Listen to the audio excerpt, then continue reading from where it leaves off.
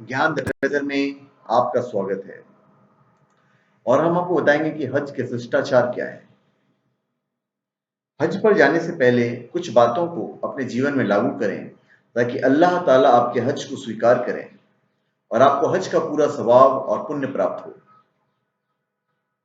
पहला, हज पर जाने से पहले हाजी अपनी नीयत को अल्लाह के लिए निस्वार्थ कर ले। हज करने का लक्ष्य केवल अल्लाह को प्रसन्न करना हो, दुनिया प्राप्त करना या लोगों को दिखाने या अपना नाम मशहूर करने या घमंड करते हुए हज नहीं करें, क्योंकि प्रत्येक के कार्य का स्वीकार होना अल्लाह ताला की प्रसन्नता पर निर्भर करता है। अल्लाह ताला उसी कार्य को स्वीकार करता है जो केवल अल्लाह को खुश करने के लिए किया जाए। जैसा कि अल्लाह ताला ने सब लोगों को केवल अपनी इबादत करने का आज्ञा दिया है, जो इबादत केवल अल्लाह के लिए हो और तनिक बराबर भी किसी दूसरे को अल्लाह के साथ भागीदार न बनाया जाए, और उनको इसके सिवा कोई आदेश नहीं दिया गया कि अल्लाह की बंदगी करे। अपने दीन को उसके लिए खालिस करके बिल्कुल एकात्र होकर और नमाज अदा करे और ज़कात दे। यही अत्यंत सही और दुरुस्त दीन है। अल्लाह का शुक्र अदा करे कि अल्लाह ने उसे हज करने की तौफीक और शक्ति प्रदान की है और हज पर जाने के लिए रास्ते और कारण को सरल बना दिया है। तौफीक का मतलब होता है हृदय में हज पर जाने की पुख्ता इच्छा डाल दी गई। अल्लाह का शुक्र अदा करें कि अल्लाह ने उसे धन दौलत दिया है और एक महत्वपूर्ण इबादत के लिए उसे चयन किया है, क्योंकि बहुत से धन दौलत वाले व्यक्ति हज जैसी बड़ी इबादत से वंचित रहते हैं और दुनिया और आखिरात में घाटा उठाते हैं।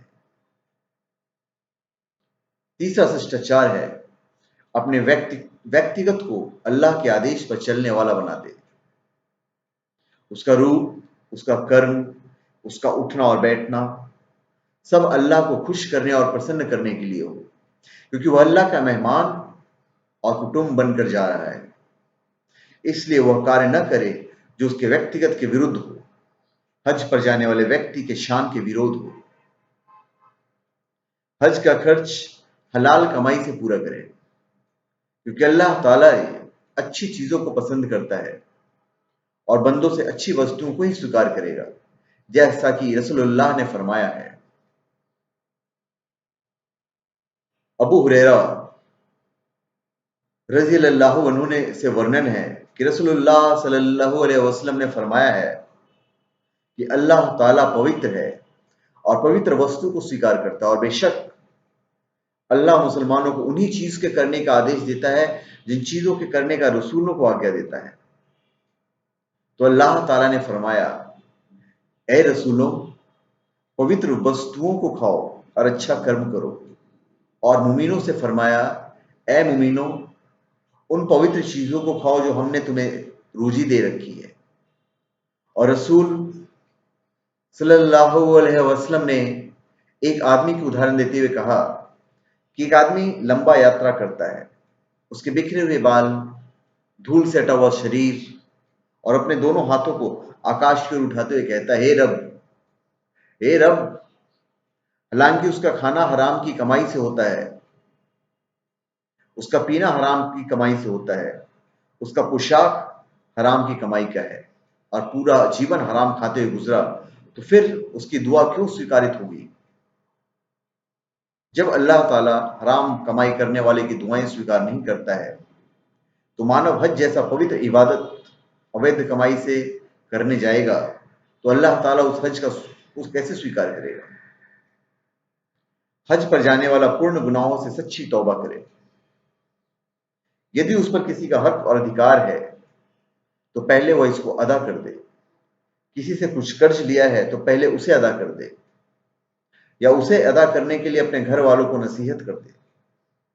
अपने घर वाले को अल्लाह का भय रखने की नसीहत करे। हज पर जाने से पहले हज करने का तरीका सीख ले। हज में कौन सा कर्म करना उचित है, कौन सा कर्म करना अनुचित है, कौन सा कार्य करना अनिवार्य है और कौन सा काम करने से हज नहीं होता और फिर दूसरे वर्ष हज करना पड़ता है। तमाम चीजों को अच्छे तरीके से सुन्नत के अनुसार अच्छे और ज्ञानी आलिमों और इस्लामिक विद्वानों से ज्ञान प्राप्त कर ले, जैसा कि रसूलुल्लाह सल्लल्लाहु अलैहि वसल्लम ने अपने अंतिम हज में फरमाया था। जाबिर बिन अब्दुल्लाह से वर्णन है कि रसूलुल्लाह सल्लल्लाहु अलैहि वसल्लम ने फरमाया है कि ऐ लोगों, मुझसे हज का तरीका सीख लो। तो मुझे पता नहीं कि इस वर्ष के बाद मैं क्या अगले वर्ष हज कर पाऊंगा या नहीं। तो धन्यवाद, आप हमारे चैनल पे स्वीकार करें, हमारी बातों को आप हमारे चैनल पे सब्सक्राइब करें और अपने कमेंट दीजिए। धन्यवाद।